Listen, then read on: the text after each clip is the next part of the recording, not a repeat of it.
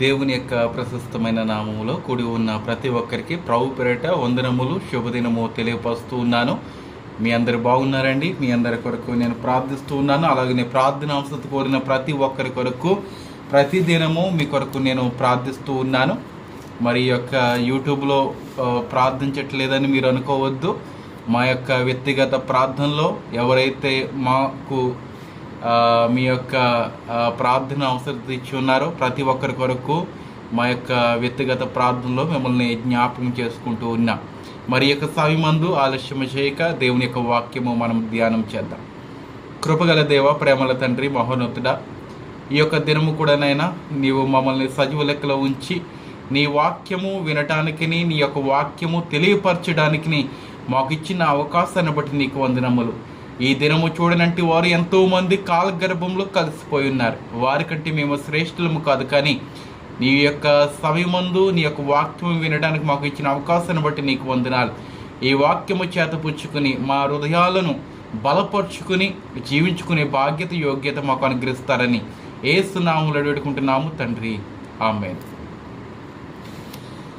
మరి ఈ యొక్క సమయమందు దేవుని యొక్క వాక్యము ధ్యానం చేసుకుందాం. మరి వాక్యాంశము ఏ ఆత్మ నీలో ఉన్నది అనే అంశము ద్వారా మనము ధ్యానము చేయబోతూ ఉన్నాం. మరి దీని కొరకు చక్కటి వాక్యము 1 కొరింథీలు 2వ అధ్యాయము 12వ వాక్య భాగంలో చక్కటి మాట మనకి వినబడుచు ఉన్నది. ఈ వాక్యము మనము జ్ఞాపకం చేసుకుందాం. 1 కొరింథీలు 2వ అధ్యాయము 12వ వాక్య భాగము. దేవుని వలన మనకు దయ చేయబడిన వాటిని తెలుసుకున్నట్టుకై మనము లౌకిక ఆత్మను కాక దేవుని యొద్ద నుండి వచ్చు ఆత్మను పొంది ఉన్నాము. దేవునికి మహిమ కలుగుగాక. లౌకిక ఆత్మ, అలాగనే దేవుని యొక్క ఆత్మ. మరి యొక్క వివరణ చాలా గూఢాంతరముగా ఉన్నది. ప్రియ దేవుని బిడ్డలారా, మనం చూసుకున్నట్లయితే ఈ యొక్క వాక్యాన్ని మరి ఇంచుమించుగా కొన్ని దినాలు మనం మాట్లాడుకోవచ్చు. ఈ యొక్క వాక్యము కొరకు మరి కొన్ని దినాలు మాట్లాడుకునే సమయం మనకి లేదు, కానీ కేవలం 15 నిమిషాలు మరి యొక్క వాక్యాన్ని వివరించాలని నేను ఆశపడుచు ఉన్నాను. అయితే దేవుని వలన మనకు దయ చేయబడిన వాటిని తెలుసుకున్నట్టుకై మనము లౌకిక ఆత్మను కాక దేవుని యొద్ద నుండి వచ్చు ఆత్మను పొంది ఉన్నాము. 2 ఆత్మలు ఉన్నాయి. ఒకటి శరీరాత్మ, అలాగనే దేవుని యొక్క ఆత్మ. మరి లోక సంబంధమైన ఆత్మ, అలాగనే దేవుని యొక్క ఆత్మ అనేది 2 ఆత్మలు మనకి కలిగి ఉన్నాయి. ఈ రోజున మనము తెలియపరచుకోవాల్సినది ఏంటంటే, అలాగనే మనము పరిశీలన చేసుకోవాల్సినది ఏంటంటే, మనలో ఎటువంటి ఆత్మ ఉన్నది. నిన్నటి దినమందు మనము చదువుకుని ఉన్నాం. దేవుని యొక్క వాక్యం అనే నీరు మన యొక్క హృదయంలోనికి లేని ఎడల మరి అపవిత్ర ఆత్మలు మనలోనికి వస్తాయని నిన్నటి దినమందు మనము వాక్యము ద్వారా తెలియపరుచుకుని ఉన్నాం. అయితే ఈ యొక్క దినమందు మనము అదే వాక్యము బట్టి మనము అనుసరిస్తూ ఉన్నాము. అలాగనే ఈ యొక్క వాక్యాన్ని బట్టి కూడా మనము తెలుసుకోబోచు ఉన్నాము. మనకి ఎటువంటి ఆత్మలు ఉన్నాయి. దేవునిక ఆత్మ ఉన్నదా, అలాగనే లోకానుసారమైన ఆత్మ, లౌకిక ఆత్మ కలిగి మనకున్నదా? ఈ లౌకిక ఆత్మ మనల్ని ఏం చేస్తుందంటే లోకంలోనే నడిపిస్తూ ఉంటుంది. ఒకవేళ దేవుని యొక్క ఆత్మ మనలో ఉన్నట్లయితే అది పరలోకానికి నడిపిస్తూ ఉంటుంది. దేవునికి మహిమ కలుగుగాక. ప్రియ దేవుని బిడ్డలారా, ఇక్కడ దేవుని వలన మనకు దయచేయబడిన వాటిని తెలుసుకున్నట్టుకై మనము లౌకిక ఆత్మను కాక దేవుని యొక్క ఆత్మతోటి ఉండాలంటండి. మనకి దేవుడు ఎన్నో మరి వరములు మనకి ఇచ్చి ఉన్నాడు. అవన్నీ మనం తెలుసుకోవాలంటే దేవుని యొక్క ఆత్మ మనకి చాలా ప్రాముఖ్యంగా సహాయం చేస్తుంది.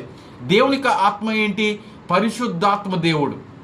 ఏమండి, మరి అపోస్తులు కూడా మరి పరిశుద్ధాత్మ పొందుకోవడానికి వారు చక్కగా ముందుగానే వారు ప్రిపేర్ చేసుకున్నారు. ఫాస్టింగ్ ప్రేయర్ చేస్తున్నారు. అపోస్తుల కార్యాల్లో ఉంటుంది. ప్రియదేవుని బిడ్డలారా, వారు ఎంతగా అంటే మరి వారి యొక్క శరీరాన్ని నలగొట్టుకున్నారు దేవుని ఎదుట. ప్రభు, నీ యొక్క ఆత్మ కావాలి, నీ యొక్క ఆత్మను బట్టి లోకాన్ని వెలిగించాలని వారి యొక్క శరీరాన్ని నలగొట్టుకున్నారు. ప్రతిదినము వాక్యము ద్వారా వారు ఉదక స్నానం చేస్తున్నారు. ఈ రోజున దేవుని యొక్క వాక్యం మనలో ఉంటున్నదా? దేవుని యొక్క వాక్యము మనలో ఉన్నట్లయితే పరిశుద్ధాత్మ దేవుడు మనకి ఎన్నో మనకు బయలుపరుస్తూ ఉంటాడు. ఎన్నో అంటే నీలో ఎటువంటి క్యారెక్టర్ ఉన్నది, నీలో ఎటువంటి వరములు ఉన్నాయన్నది అవన్నీ ఆ పరిశుద్ధాత్మ దేవుడు నీకు బయలుపరుస్తూ ఉంటాడు. ఇదిగో పాస్టర్ కిరణ్ గారు, నీకు వాక్యం చెప్పే తలంతు ఉన్నది, ఇదిగో నీకు పాటలు రాసే తలంతు ఉన్నదని ఆ యొక్క పరిశుద్ధాత్మ దేవుడు ప్రతి నిత్యము మనకి తోడుగా ఉండి తెలియపరుస్తూ ఉంటాడు. వాక్యం ఉంటున్న సహోదరులారా, మరి మీకు కూడా ఏదో వరము కలిగి ఉన్నది. ప్రతి మనుషుకు చాలినంతగా వరములు దేవుడు ఇస్తాడు. ఏమండి, మనము బరువు ఎత్తుకుంటూ ఉంటాం. ఏమండి, మనము ఎత్తగలిగినంతగా మనం ఎత్తుకుంటాం, అంతకంటే ఎక్కువగా మనం ఎత్తలేము కదా. అలాగనే దేవుడు కూడా మనకి ఎన్ని వరము కావాలంటే మనం ఎంతగా ఆ యొక్క వరాలను బట్టి మనం స్పందిస్తామో దానిని బట్టే దేవుడు మనకు వరాలు ఇస్తూ ఉంటాడు. ఏమండి, ఒక యజమానుడు ఒక వ్యక్తికి 5 నాణేలు ఇచ్చాడు. 5 నాణేలని 10 నాణేలుగా చేశాడు. ఏమండి, మరొక వ్యక్తి 2 నాణేలు తీసుకున్నాడు, ఆ 2 నాణేలని 4 నాణేలు చేస్తున్నాడు. అలాగే మరొక వ్యక్తి 1 నాణ్యం ఇచ్చున్నాడు. ఆ యొక్క యజమానుడు వచ్చినప్పుడు ఆ నాణ్యమే ఇచ్చున్నాడు. అప్పుడు ఆ యజమానుడు ఏమన్నాడో మనందరికీ తెలుసు. ఏమండి, బుద్ధి లేని వాడా అని తిట్టి తరిమేశాడు. అలాగనే మనకి ఎన్నో వరములు ఇచ్చాడు దేవుడు. అవి ఆ వరములు మనం తెలుసుకోవాలంటే పరిశుద్ధాత్మ దేవుని యొక్క సహాయం మనకు కావాలి. ఆ పరిశుద్ధాత్మ దేవుడి యొక్క సహాయం మనకి ఎలా వస్తుందంటే ప్రతి దినము దేవునితో మాట్లాడాలి. దేవునితో ఎలా మాట్లాడాలి? దేవుడు మనతోటి ఎలా మాట్లాడతాడు? దేవునికి వాక్యం ద్వారా ఆయన మాట్లాడతాడో మనము ఏదైతే ఆయన యొద్ద విన్నపించుకుంటామో, అనగా ఆయనకు తెలియపరుస్తూ ఉంటామో దానిని ప్రకారముగా ఈ యొక్క వాక్యముల ద్వారా మనతోటి దేవుడు ప్రతిదినము మాట్లాడుతూ ఉంటాడు. దేవుని స్తోత్రం కలిగింది గాక. మన దేవుడు మాట్లాడే దేవుడు. ఏమండి, మన దేవుడు మనలను కాచి కాపాడి నడిపించే దేవుడు, గొప్ప దేవుడు మనకున్నాడు. ఏమండి, ఇతర దేవుళ్ళు ఉన్నారో లేదో నాకు తెలియదు, కానీ మన దేవుడు ఉన్నాడని నేను నమ్ముచూ ఉన్నాను. నమ్మడమే కాదు, మనకి క్రియల్లో కూడా అది మనము చూపించాలి. ఇతరులను మనం ప్రేమించాలి. నీకు వరములు ఉన్నట్లయితే ప్రేమించే వరము. ఏమండి, లోకపరమైన ప్రేమ కాదండి. ప్రేమ అంటే యేసుక్రీస్తు ప్రేమ. తప్పు చేసిన వాడిని కూడా మనము క్షమించే ప్రేమ దేవునిలో ఉన్నది. అటువంటి వరములు నీకు ఉన్నావా? తెలుసుకోవాలి. యొక్క దినమందు ప్రియ దేవులారా, ఈ దినం గడిచిపోతున్నది కదా.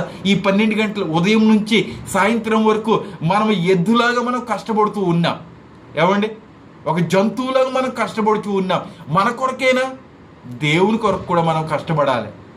దేవుని కొరకు నీవు కష్టపడాలంటే నీలో ఎటువంటి వరములు ఉన్నవన్నది నీవు తెలుసుకోవాలి. ఎటువంటి ఆత్మ కలిగి ఉన్నది? లౌకిక ఆత్మ లేకపోతే దేవుని యొక్క ఆత్మ? ఒకవేళ దేవుని యొక్క ఆత్మ ఉన్నట్లయితే మనం ఏ విధంగా ప్రవర్తిస్తూ ఉంటాం? ఏమండి,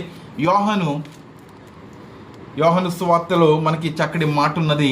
దానిని మనం జ్ఞాపకం చేసుకుందాం. 14వ అధ్యాయము 26వ వాక్య భాగము.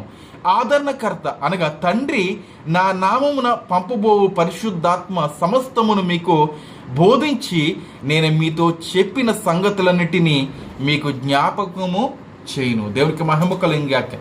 ఆయన 33.5 సంవత్సరములు ఆయన యొక్క లోకంలో జీవిస్తే 3.5 సంవత్సరములు ఏకధాటిగా ఆయన సేవ చేస్తున్నాడు. ఏమండి, ఒక సేవ మీదే ఆయన ఆధారపడిపోలేదు, కానీ ఆయన మరి పలు విధాలుగా పనులు కూడా చేసినట్లుగా మనం చూస్తూ ఉన్నాం. ఏమండి, ఆయన డెరాలు కుట్టుకునేవాడు. ఏమండి, ఆయనను కూడా మరి దేవునికి సమయం ఎంతగా ఉంటే అంతగా దేవుని యొక్క స్వార్థను కూడా ముందుకు సాగించేవాడు దేవుని యొక్క కుమారుడు. ఏమండి, అటువంటి వరములు దేవుడు ఇచ్చి ఉన్నాడు, తండ్రి ఇచ్చి ఉన్నాడు. అయితే ప్రియ దేవుని బిడ్డలారా, ఆ యొక్క దేవుడు మనకు కూడా కొన్ని వరములు ఇచ్చి ఉన్నాడు. ఆ వరములు ఏంటన్నది మనము తెలుసుకోవాలి. ఈ నేటి దినములో ఏమండి, వరము లేని వ్యక్తి కానీ, స్త్రీ కానీ, పురుషుడు కానీ యవ్వనులు లేరు. జోయల్లో కూడా ఒక మాట ఉన్నది. ఏమండి, అంత్యకాలంలో యవనస్తులు ప్రవచనాలు చెప్తూ ఉంటారు, ముసలి బాండుల్లో ప్రవచనాలు చెప్తూ ఉంటారు. ప్రియ దేవుని బిడ్డలారా, మనకి ఇటువంటి అవకాశం ఉన్నది. మనం ఎందుకని దేవుని యొక్క వాక్యము ముందుకు మనం సాగించుకోలేకపోతూ ఉన్నాము? పరిశుద్ధాత్మ దేవుని ద్వారా మనము ఎందుకని మనము నడిపించలేకపోతూ ఉన్నాము? యేసుక్రీస్తు ఈ యొక్క లోకములో ఉన్నప్పుడు ఆ 3.5 సంవత్సరాలు ఆ యొక్క శిష్యులకు, ఆ యొక్క జనులకును ఎన్నో విధాలుగా బోధించి ఉన్నారు. ఆ బోధన ఆయన వెళ్ళిపోయినాక, అనగా ఆయన ఆరోహణమైన తర్వాత మీ కొరకు ఒక ఆదరణకర్తను నేను పంపిస్తున్నానని ఆయన ఆరోహణమైపోయి ఉన్నాడు. యేసుక్రీస్తు లేకపోయినా, ఏమండి, ఈ లోకంలో యేసుక్రీస్తు ఒక శరీరధారిగా లేకపోయినా పరిశుద్ధాత్మ దేవుడు మనల్ని ఈ రోజున నడిపిస్తూ ఉన్నాడు. దేవునికి స్తోత్రం కలిగింది గాక. పరిశుద్ధాత్మ దేవుడు ఈ లోకంలో లేని ఎడల మనము జీవించలేమండి. మనము ఆ యొక్క పెంట కుప్పలోంచి మనల్ని దేవుడు లేవనెత్తి ఉన్నాడు. అటువంటి భయంకరమైన పరిస్థితుల నుంచి మనల్ని దేవుడు లేవనెత్తి ఉన్నాడు. ఎందుకంటే పరిశుద్ధాత్మ దేవుడు మనకు తోడుగా ఉన్నాడు కాబట్టి. ఏమండి, ఆ 3.5 సంవత్సరాలు కూడా పరిశుద్ధాత్మ ద్వారా, ఏమండి, దేవుని యొక్క కుమారుడు ఎన్నో అద్భుత కార్యములు చేస్తున్నాడు. ఆయనకు ఎన్నో లెక్కలేని గొప్ప వరములు కలిగి ఉన్నాయి. ప్రధాన యాజకుడికి కలిగి ఉన్న వాటిని శిష్యులు కూడా, అనగా విశ్వాసులుగా ఉన్న మనము కూడా పొందుకోవాలి. ప్రియదేవుని బిడ్డలారా, నేను యేసుక్రీస్తుని పోలి నడుచుకుంటున్నాను అని అనుకుంటాము కదా. అయితే ఆయనకు వరములు ఎలా అయితే ఉన్నాయో ఆ వరములు కూడా మనం పొందుకోవాలి. ఆయనకి ఎటువంటి వరములు ఉన్నాయి? ఎటువంటి ఆత్మ కలిగి ఉన్నది? ఆ ఆత్మ ఏ విధంగా నడిపించి ఉన్నది? లౌకిక ఆత్మ ద్వారా ఆయన ఎప్పుడు నడవలేదు. సాతానుడు లౌకిక ఆత్మ ద్వారా, అనగా ఇదిగో ఈ యొక్క లోకాన్ని నీవు ఏమన్నాడు సాతానుడు? నీవు నాకు నమస్కరించినట్లయితే ఈ లోకాన్ని నీకు అప్పచెప్తానంటున్నాడు. ఈ లోకం చేసిన వాడు ఎవడు? ఈ లోకం చేసిన వాడు ఎవరు? యేసుక్రీస్తే కదా, ప్రభువే కదా, దేవుడే కదా ఈ లోకాన్ని చేస్తున్నాడు. ఈ లోకాన్ని మరలా యేసుక్రీస్తుకి ఇస్తానంటూ ఉన్నాడు సాతానుడు. అనగా ఆ సాతానుడు ఏమనుకుంటున్నాడు? ఈ యొక్క లోకాన్ని నేను పరిపాలిస్తూ ఉన్నాను. ఎవరి ద్వారా పరిపాలిస్తున్నాడు? నీ ద్వారా, నా ద్వారా ఆయన పరిపాలిస్తున్నాడు ఈ యొక్క లోకాన్ని. నేను యేసుక్రీస్తుని నమ్ముకుంటున్నాను, నా ద్వారా పరిపాలించడం ఏంటని నీవు అనుకుంటున్నావేమో. మన ద్వారా ఈ యొక్క లోకాన్ని సాతానుడు పరిపాలిస్తున్నాడు. ప్రియదేవుని బిడ్డలారా, ఎందుకంటే మనము లౌకిక ఆత్మతోటి ఉన్నాము కాబట్టి సాతానుడు ఈ లోకంలో మనల్ని నడిపిస్తూ ఉన్నాడు.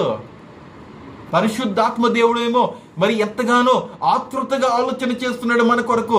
నా కుమారుడిని, నా కుమార్తెని దేవుళ్ళు నడిపించాలి, సత్యమైన మార్గంలో నడిపించాలని పరిశుద్ధాత్మ దేవుడు మన కొరకు ఆలోచన చేస్తుంటే మనము లౌకిక ఆత్మ కలిగి, లోకాత్మ కలిగి మనం ఈ యొక్క లోకంలోనే సంచరిస్తూ ఉన్నాం. ఇది దేవునికి తిరుగుబాటే కదా.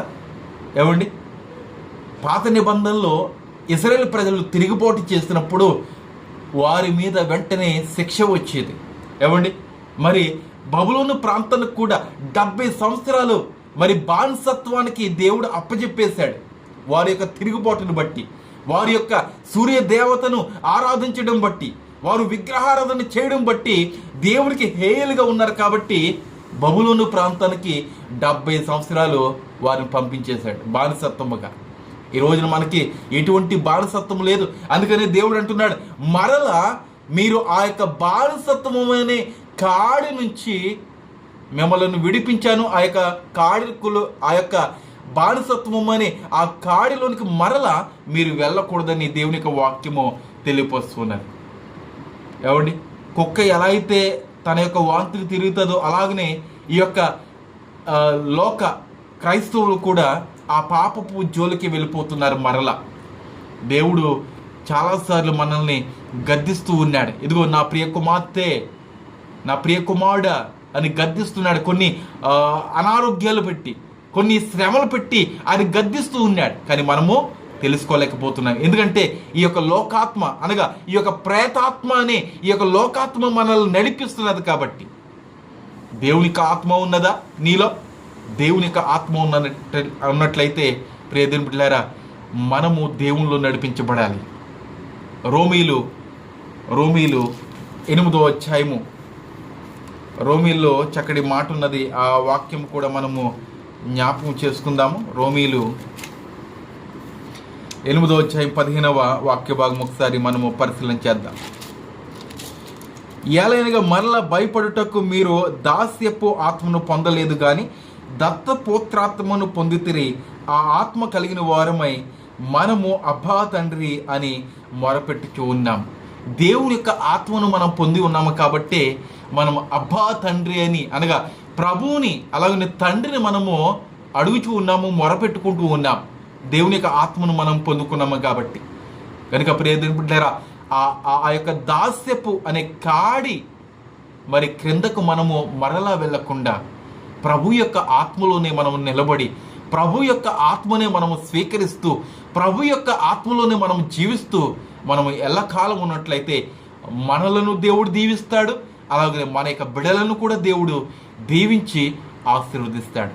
దేవుడు ఈ యొక్క కొద్ది మాటలను దీవించి ఆశీర్వదించిన గాక. ఆమేన్. ప్రార్థించుకుందాం.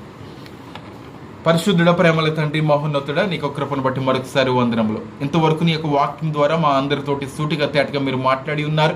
ఈ వాక్యం వింటున్న సహోదరులను కూడా మీరు దీవించండి, ఆశీర్వదించండి. దూరదేశంలో ఉన్న వారిని కూడా మీరు జ్ఞాపకం చేసుకుని ఆశీర్వదించండి నాయన. ఇదిగో ప్రభా, ఎవరైనా మరి ఈ యొక్క వీడియోలో మరి ఏకోపిస్తూ ప్రార్థనలో ఉన్నారో వారు కూడా ప్రత్యేకంగా మీరు దీవించండి ప్రభా. వారు ఏదైతే నీ యందు విన్నపించుకుంటూ ఉన్నారో వారి యొక్క మొరను మీరు విని వారి యొక్క మొరను మీరు చెవియొగ్గి ఆలకించి వారికి కావాల్సిన ఇవులని మీరు అనుగ్రహిస్తున్నాడు ఉన్నాం. నిశ్చితమైతే ప్రభువ, అనారోగ్యంగా ఉన్న వారిని మీరు ముట్టండి, స్వస్థపరచండి. వివాహముల కొరకు ఎదురు చూస్తున్న బిడ్డలను ప్రత్యేకంగా ఆశీర్వదించండి. చక్కనైన కుమారుని, చక్కనైన కుమార్తెను మీరు వారికి ఏర్పాటు చేస్తున్నాడు ఉన్నాం. అలాగనే ప్రభువ నేను ఈ యొక్క లోకాత్మ లేకుండా ప్రభా దేవుని యొక్క ఆత్మను బట్టి మేము నడవటానికి మాకు సహాయం చేయండి. ఇదిగో ప్రభా, నిశ్చితమైతే ఎగ్జామ్స్ రాస్తున్న వారిని మీరు జ్ఞాపకం చేసుకోండి, మంచి జ్ఞానం ఇచ్చి పరలోక జ్ఞానం ఇచ్చి వారిని నడిపించండి. ఇదిగో ప్రభా, మరి ఈ యొక్క వేసవ కాలంలో ప్రభా మరి ఎన్నో ప్రాంతాలు మేము తిరగబోచు ఉన్నాం ప్రభా. ఎన్నో ప్రాంతాల్లో దేవుని యొక్క వాక్యము విత్తబోచు ఉన్నాం తండ్రి. మాకు మీరు సహాయం చేయండి. నీ యొక్క పరిశుద్ధాత్మ ద్వారా మమ్మల్ని మీరు ఆదరిస్తానని ఉన్నాం తండ్రి. ప్రభా, నిశ్చితమైతే నాయన ప్రభా, ప్రత్యేకంగా ప్రార్థన అవసరం కోరిన ప్రతి ఒక్కరిని దీవించండి. ప్రతి ప్రార్థన మీరు ఆలకించండి. వారికి కావాల్సిన ఇవులన్నీ మీరు అనుగ్రహించి క్షేమకరమైన వాతావరణం వారికి దయచేస్తారని, వారిని, వారి యొక్క కుటుంబాన్ని, వారి యొక్క రక్త సంబంధాలు కూడా మీరు దీవిస్తారని యేసు నామములో వేడుకుంటున్నాము తండ్రి. ఆమేన్. అందరికీ వందనాలు. శుభదినము. దేవుడు మిమ్మల్ని దీవించి ఆశీర్వదించిన గాక. ఆమేన్.